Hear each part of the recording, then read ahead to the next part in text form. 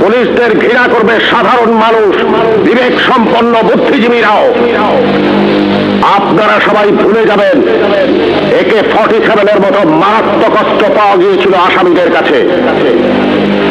যদি জনগণের কাছে ধরা পড়ে ওই আসামিরা গণপিটুনিতে মারা যেত, আপনারাই বলতেন ভালো হয়েছে, পুলিশের কাছে গেলে ছাড়া পেয়ে যেত।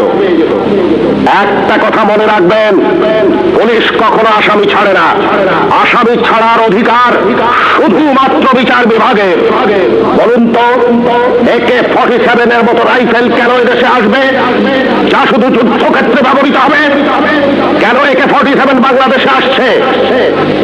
কিসের আলামত? 9 শুটার বন্দুক কেন টিসিবির মাধ্যমে হাজার হাজার বন্দুক সাধারণ মানুষের হাতে তুলে দেওয়া হচ্ছে?